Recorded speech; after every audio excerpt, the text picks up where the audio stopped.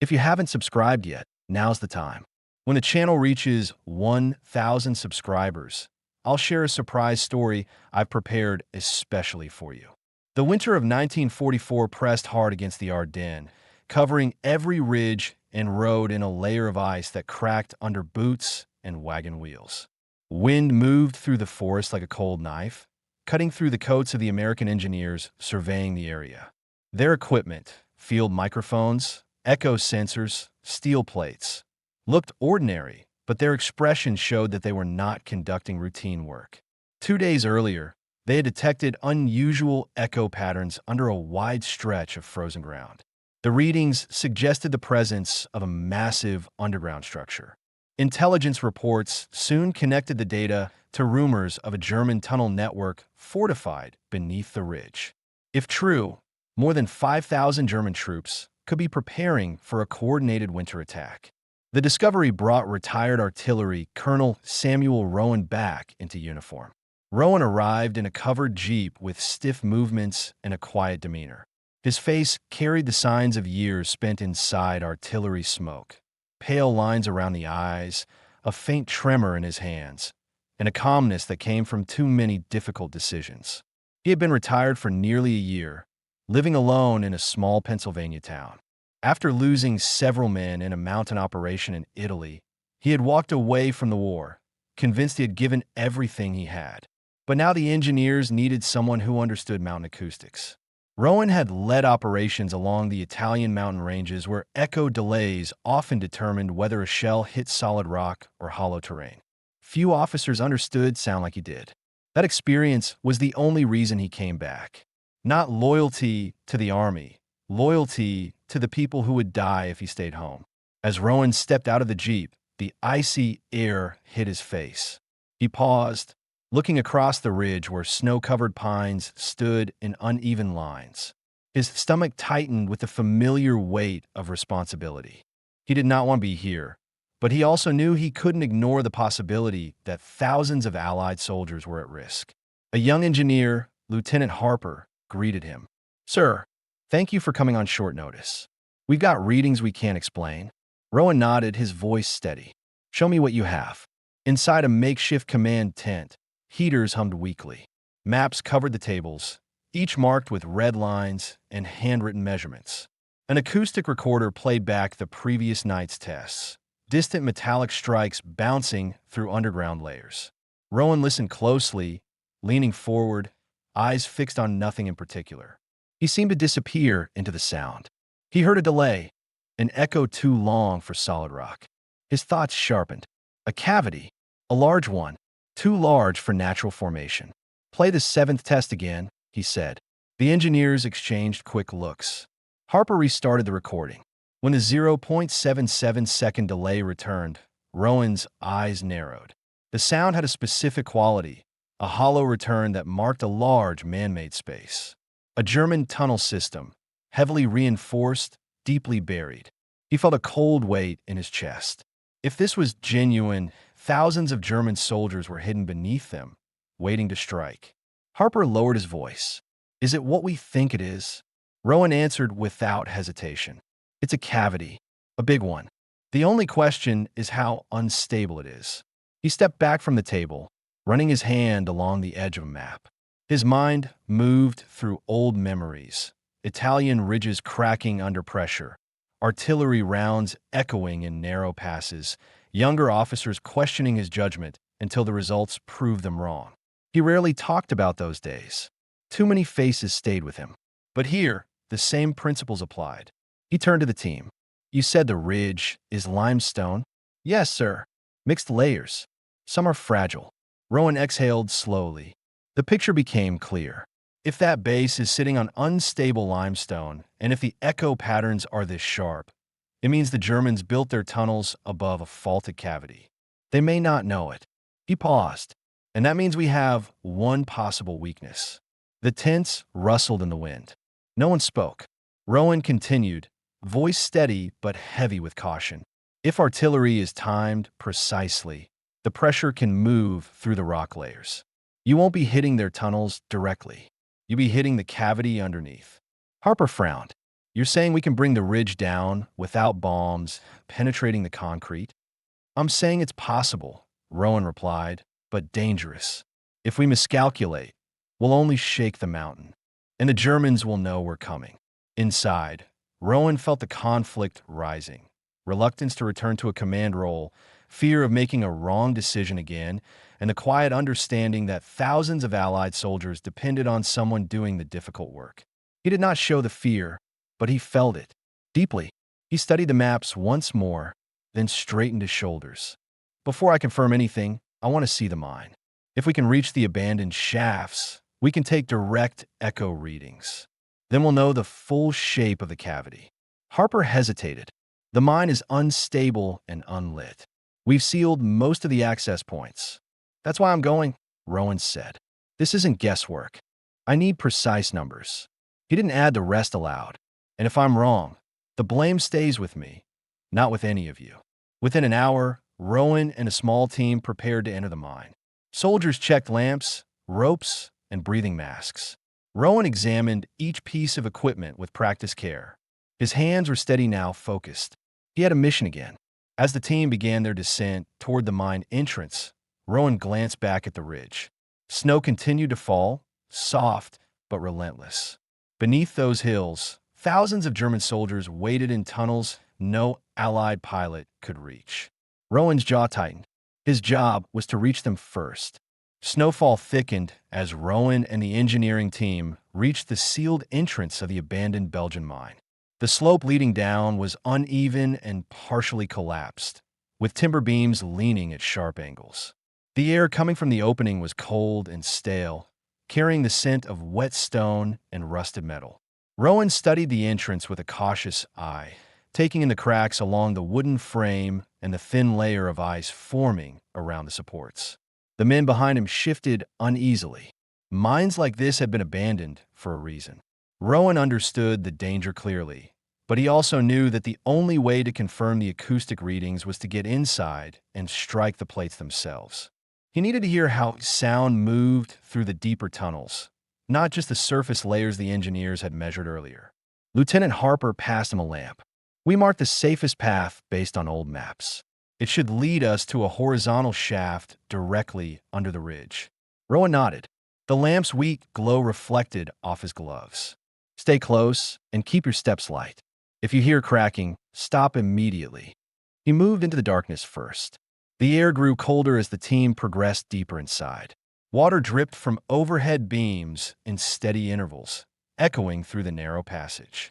The ground was uneven, covered with loose stones that shifted under their boots. Rowan studied each beam and support as they passed, checking for signs of recent collapse. He could feel tension tightening across his shoulders, memories of other mines, other tunnels, other decisions that had gone wrong. Halfway through the first shaft, the tunnel widened into an old storage chamber. Broken carts and rusted tools lay scattered across the floor. Rowan paused, noticing a faint tremor beneath his feet. It wasn't strong, barely noticeable, but enough to raise concern. Did you feel that? Harper whispered. Limestone shifts, Rowan answered quietly. Not unusual in winter. We keep going. Inside, though, he calculated the potential risk. If the limestone layer directly beneath the ridge was already unstable, then time was not on their side. They pushed deeper until they reached the section marked on the map. A collapsed support beam blocked part of the passage, but there was enough space to slip through. Rowan knelt, testing the wood, then signaled the others. One at a time, move slowly. Once through, the shaft opened into a lower tunnel with solid stone walls. This was the point he needed, deep enough to measure the cavity, close enough to the ridge's base to catch accurate echoes. Harper set down a steel plate. Rowan removed his gloves and touched the cold metal. His fingertips were sensitive to vibrations. He had learned long ago that the feel of an echo often revealed more than the sound. Everyone quiet, he said, raising the striker. He hit the plate once. The impact rang through the tunnel, clean and sharp. The returning echo followed, a single, distant bounce. Again, Rowan said. Harper logged the delay times with growing focus. Rowan struck the plate a second time, then a third. The echoes returned with slightly different qualities. There was depth beneath them, something hollow, wide, and shaped by human hands. He hit a fourth time, harder. The echo came back with a clear 0.77-second delay. Rowan's jaw tightened. There was no doubt now. This was the cavity beneath the German tunnels. As he prepared for the next strike, another worry pressed against his thoughts, something the engineers hadn't considered earlier. If the cavity was this large and this unstable, the Germans might already be experiencing structural shifts without understanding the cause. They could reinforce the walls at any moment. If they did, the opportunity would disappear. He motioned for Harper to mark the coordinates. This confirms it. The cavity runs directly beneath their main access corridors. Harper hesitated before speaking. Can artillery really push pressure through this far down?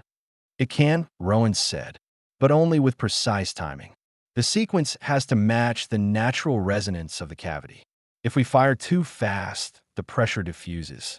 If we fire too slow, the rock absorbs it. He didn't mention the risk out loud, the chance that they could destabilize the mine they were standing in. There was no need to frighten the men while they were still inside. Rowan struck the plate once more, listening carefully. The echo returned with the same length, the same hollow quality, confirming the depth and shape of the space beneath them. He stepped back. We have what we need. Let's get out. The return through the tunnels felt longer. Each shift of stone overhead made the team stiffen. When they reached the entrance, the cold air outside felt almost warm compared to the mine's heavy silence.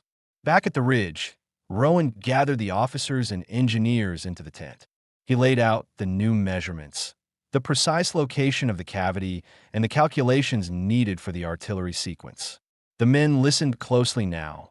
Earlier doubts faded as the technical data lined up clearly. Rowan explained the firing pattern, the timing, and the impact points with steady confidence. He did not promise victory. He only gave the facts. The ridge was unstable. The Germans were unaware of the fault beneath them, and the Allied forces had one chance to use that weakness before the enemy launched a counterstrike. As the officers dispersed to prepare the artillery units, Rowan stepped outside the tent. Snow fell quietly across the ridge, settling on his shoulders. He felt the familiar weight of a decision that could not be reversed. The mission was now in motion, and the next stage would require absolute precision. But he also felt something else, clarity. The data was solid. The plan was possible. And for the first time since returning to service, he felt sure of what needed to be done.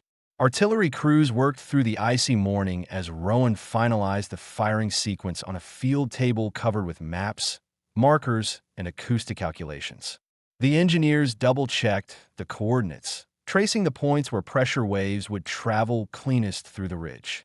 Snow collected on Rowan's coat, melting slowly from the heat of the nearby generator lamps.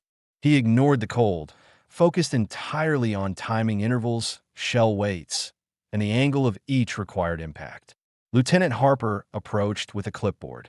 "The units are in position, sir. Battery A is ready for first contact. Battery C is checking elevation." Rowan signed off on the reports without looking up. He felt the pressure tightening across his chest. Not fear, but an acute awareness that any error would not only fail the mission, but also alert the Germans to the weakness beneath them. Time remained their most fragile advantage. Another concern surfaced during his calculations. The German forces might have reinforced the upper tunnel branches without knowing the true risk below their feet.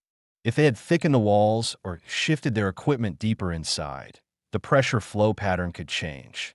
Rowan adjusted the coordinates slightly, recalculating the resonance pattern to ensure the waves would strike the cavity's most vulnerable sections first. By mid-morning, General Whitman visited the tent. The man's stern expression softened slightly when he saw Rowan's complete layout. "You're certain this will work?" Rowan answered with a calm, direct tone. "The mountain structure supports it. The data is consistent. If we fire in the exact rhythm, the pressure will concentrate below the tunnels. The collapse will start underground, not on the surface." Whitman watched him carefully, as if weighing every unspoken detail. "And if the Germans launch early?" Then we strike before they move. Their preparations will work against them. The general nodded once and left to organize the signal chain. Rowan stepped outside, taking in the long stretch of artillery lined along the tree line. Gun barrels pointed toward the ridge, their metal frozen and dark. Teams wore thick gloves and heavy coats, hands shaking slightly as they adjusted cranks and checked ammunition. The air smelled faintly of oil and winter frost. Beside a communications truck, Rowan met the young signals operator assigned to him, Private Elena Morse. She stood stiffly, clutching a radio packed to her chest, her breath forming sharp clouds in the cold. The way she held herself revealed a quiet tension. "Private Morse," he said with a small nod. "Sir," she answered, straightening. Rowan studied her for a moment, noticing the exhaustion in her eyes. She looked like someone carrying a weight she didn't speak about, and he already knew why. He had seen her file earlier. She had lost her entire squad during an ambush 2 months prior, one of only 2 survivors pulled from the wreckage. The army moved her to communications, assuming she was safer there. Yet her posture showed she hadn't fully returned to solid ground. He respected the effort she made to hold herself together in front of him.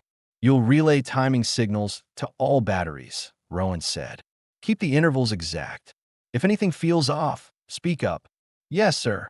I can handle it," she replied, though her voice trembled slightly. Rowan didn't call attention to the tremor. Fear was normal before an operation of this scale. His own hands had shaken many times in the past, even when he pretended otherwise. A technician handed Morse the tuned receiver. Rowan watched her test the frequency, her fingers steadying as she focused on the technical task. Concentration grounded her. That was good.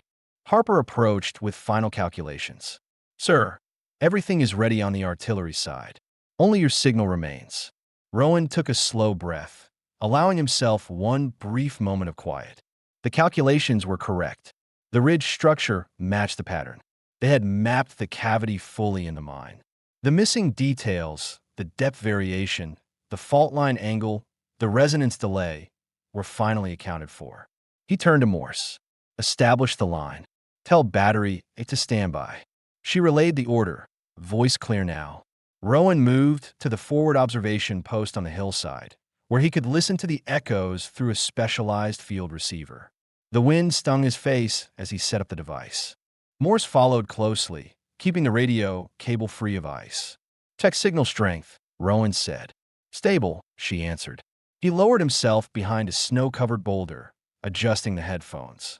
He could hear faint vibrations already, distant movement inside the ridge, the natural hum of limestone breathing in cold air. He focused, filtering out the wind. Morse crouched beside him. "Sir, all batteries ready." Rowan raised his right hand. "Begin." The first artillery round fired, shaking the ground under them. The shell landed at the exact coordinate. Rowan waited for the echo, listening for the delay. It returned clean, traveling directly through the upper rock layer. He gave Morse the next interval. 5 seconds. She relayed the order. Another round fired. Another echo returned, deeper this time, aligning with the cavity below. As the rhythm continued, Rowan found himself counting breaths between impacts, adjusting small corrections to maintain the pressure flow. His heartbeat matched the pattern unconsciously. Morse watched him closely, pausing before each transmission until he nodded. The echoes changed gradually, growing sharper. The pressure was building in the cavity. Rowan stiffened, raising a hand to stop Morse before she announced the next interval. "Hold the line." She froze, then whispered, "Sir." He pressed the receiver against his ear. Something was shifting, a deeper resonance, a sign that the limestone layer was beginning to move but not yet aligned with the planned point of break. If they fired too soon, the shock would disperse and the Germans might detect the disturbance. Rowan took a moment, calculating the new interval in his head. Fear crept in, not fear of failure, but fear of making the wrong call under pressure. 5 seconds could make the difference between success and disaster. He finally spoke. "Adjust interval. 9 seconds. Relay it." Morse transmitted the message with steady clarity. The next round struck the ridge. Rowan listened again. This time, the echo returned with the exact resonance he needed. A small, controlled nod escaped him. Continue. Morse continued relaying orders, fully in control now. Her breathing had steadied, and the tension in her shoulders had eased. The responsibility anchored her. For the first time, Rowan felt certain they were in complete sync: man, operator, artillery, and mountain. The operation was now unfolding exactly as it needed to. The artillery rhythm continued under the freezing wind, each blast rolling across the valley like a controlled strike of a hammer against the mountain. Rowan stayed low behind the boulder, listening through the field receiver with unwavering focus. The echoes were no longer clean. They carried strain now, a faint grinding undertone inside the rock. It was the sign he had waited for, proof that the pressure was moving deeper into the cavity. Private Elena Morse held the radio close to her chest, her gloves stiff with cold. She watched Rowan's face more than the ridge itself, judging the next order from the tension around his eyes and the slight shift of his jaw. Her breathing was steady, the earlier tremor gone. Every second mattered, and she matched her timing to his without hesitation. Another round fired. Snow shook loose from nearby branches. Rowan pressed the headphones deeper over his ears. The echo returned with a heavy vibration. "Interval 7 seconds," he said quietly. Morse relayed the command, clear and precise. Battery A responded with flawless execution. The valley lit up in a brief flash as the next impact point struck the frozen slope. This time, the returning sound was different, longer, deeper. Rowan recognized the change immediately. The pressure had reached the lower section of the cavity. He adjusted the receiver, listening again, confirming the shift. Weeks of calculations had pointed out this exact moment, the point when the mountain would begin to strain under its own weight. Morse leaned closer. "Sir, is that it?" Rowan kept his voice calm. "It's starting. Keep the line open." He felt a faint tremor under his boots. Not surface shaking, something deeper, older, tied to the ridge's interior layers. He had felt similar tremors years earlier in Italy, usually seconds before a slope gave way. The memory tightened his chest, but he forced the fear down. The tremor meant the plan was working. Battery C requested confirmation for the next firing point. Morse waited. Rowan kept listening before answering. "Tell them to hold for 6 seconds after the next strike," he said. She repeated the order without hesitation. The next shell landed. The return echo vibrated as if traveling through a cracked chamber. Rowan's pulse picked up. The fracture line inside the cavity was opening. If it widened correctly, the upper tunnels would collapse into it like a dropped floor. A sharp cracking noise echoed across the ridge, faint but unmistakable. Harper, stationed a few meters behind them, stepped forward. "Sir, surface sensors caught that. Should we adjust?" "No," Rowan said firmly. "We keep the rhythm." The next round fired. The ridge answered with a deeper crack that resonated across the tree-line. Snow slid from the upper branches in a long sheet. The ground trembled, stronger this time. Rowan braced himself on the boulder. He felt the mountain shifting, slow at first, then in a growing pulse. A chain reaction was forming inside the limestone. Pressure was building to the point of failure. "Battery are ready for the final strike, sir," Morse reported. Rowan lifted the receiver, listening one last time. The cavity below was unstable, more unstable than he had dared to predict. It would not hold much longer. If they hesitated, the Germans might detect the movement and evacuate the tunnels. If they rushed, they risked collapsing the ridge too early. He took a slow breath, steadying the tremor in his hand. "Final strike," he said. "Fire." Morse relayed the order. The last shell tore across the sky, landing at the center of the coordinate sequence. The echo that followed did not return normally. Instead, a deep, rolling roar surged through the ridge, an unmistakable sound of stone moving against stone. Rowan held his breath as the mountain released the pressure built inside it. The first collapse came as a muffled boom beneath the ground. The earth shook violently, knocking snow loose in a heavy wave. Morse grabbed the cable with both hands to steady herself.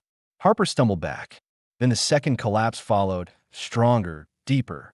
The ground beneath the ridge dropped in a long, grinding motion. Dust shot upward from cracks forming along the mountainside. Fragments of rock tumbled down in thick slides. The air filled with the heavy vibration of shifting earth. Rowan listened through the receiver until the static overwhelmed the signal. The cavity had broken. The tunnels above it were falling inward. A seismic shock pushed through the valley floor. Morse gasped as her boots slid on the icy ground. Rowan grabbed her elbow, steadying her without looking away from the ridge. Large sections of snow rolled down the slope in clouds. A dull thunder continued deep inside the mountain, echoing through layers of rock like heavy machinery tearing through the earth. Harper raised his binoculars. "Sir, the entrance point's on the far side. They're gone." Rowan adjusted his own binoculars. The tunnel entrances that had once been faintly visible along the slope were now buried beneath fresh debris. Nothing remained of the structure, just uneven piles of rock and snow. The collapse had reached the primary corridors exactly as predicted. Morse lowered her radio slowly. Is it over?" Rowan didn't answer immediately. He listened for any sign of aftershocks, any residual movement that could jeopardize the integrity of the ridge. After a long silence, the ground returned to stillness. He finally spoke. "Yes, it's over." Inside his chest, relief mixed with exhaustion. The weight of responsibility eased, but not entirely. He knew the impact of what had just happened. Thousands of German soldiers were now trapped, forced into surrender, and the planned winter counteroffensive had been stopped before it could begin. He stood in the cold, watching smoke rise from the fractured ridge, knowing the mission had succeeded exactly as intended. The mountain had finally fallen silent. Rescue teams moved across the ridge at first light, stepping carefully over fractured snow and scattered debris. Smoke hung low over the slopes where the mountain had split, and cold air carried the faint sound of distant voices, German survivors signaling their surrender from pockets of collapsed tunnels. Medics and engineers followed marked paths, securing unstable ground and preparing access points for extraction. Rowan stood a short distance from the main staging area, watching the ridge with steady eyes. The operation had ended only hours earlier, but its weight sat heavily on his shoulders. He felt the exhaustion in his bones, subtle but deep. The tremor in his hands had returned, though less than before. He clasped them behind his back to steady himself. Private Elena Morse stayed beside him, radio still strapped to her chest. She looked tired but composed. Her earlier fear had faded, replaced by a sense of control she had long been missing. She watched the rescue teams quietly, her breath forming small clouds in the morning air. Rows of captured German soldiers were already being escorted down the slope. Most had thrown down their weapons the moment the tunnels collapsed, realizing the base was lost. Rowan understood that some people would question the scale of the destruction, but he also knew how many Allied lives had been saved. The enemy had prepared for a massive counteroffensive. Now that possibility no longer existed. Lieutenant Harper approached with a clipboard. "Sir, engineers confirm the central corridors are completely sealed. Secondary tunnels might still hold survivors, but they're surrendering as we reach them." Rowan nodded once. "Casualties? Minimal on our side.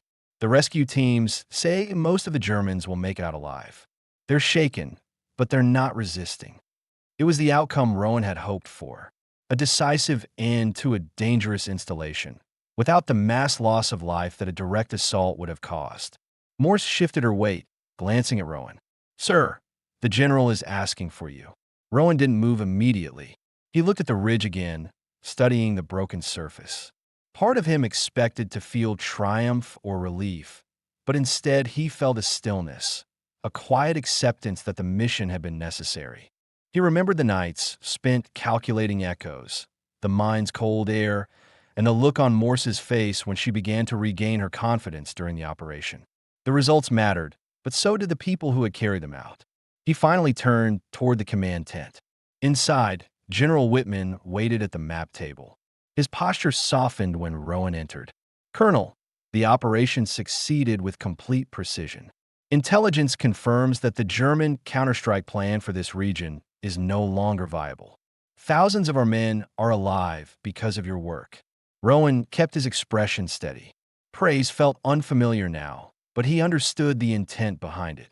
Whitman continued, "The brass wants to debrief you fully. After that, you'll be free to return home. I know you didn't ask to come back to service, but you did something here few others could have." Rowan nodded. "Thank you, sir." Whitman added in a lower voice, "And the young operator you worked with, Morse, she showed remarkable composure under pressure. If you have any recommendations for her file, I'll see them through." Rowan stepped out of the tent and found Morse waiting near the tree line, as if unsure whether she should return to her unit or remain nearby. She straightened when she saw him. "Sir, do you need anything else from me?" "No," Rowan said quietly. "You did your job well, better than many seasoned operators I've worked with." A faint warmth moved across her expression, not a smile, but a return of confidence. "Thank you, sir." She looked down at her boots, gathering her thoughts.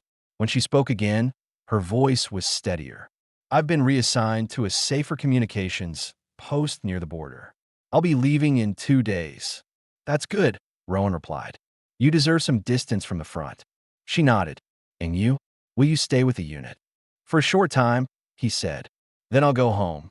A breeze moved across the ridge, carrying the distant sounds of engines and recovery teams. Morse tightened her coat and looked back at the mountain one last time. Rowan followed her gaze. The ridge was damaged, uneven and scarred, but stable. The danger it once held was gone. "Sir," Morse said softly, "I'm glad I was here." Rowan met her eyes. "I am too." They stood together in the cold, not speaking further. Silence felt appropriate, solid, settled, and honest. The mission had reached its end. The unanswered questions from earlier days were resolved. The operation was possible, the calculations correct, the ridge could be collapsed without overwhelming loss of life, and the German force hidden beneath it had been neutralized.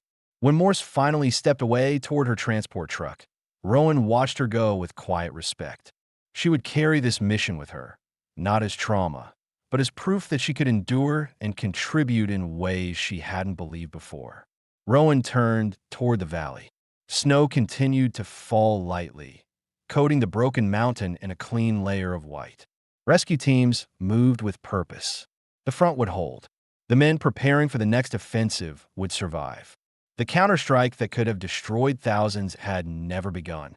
The war would continue, but this ridge, this operation, was finished. Rowan lowered his binoculars, letting the weight of the moment settle. For the first time in a long while, he allowed himself to feel something close to peace.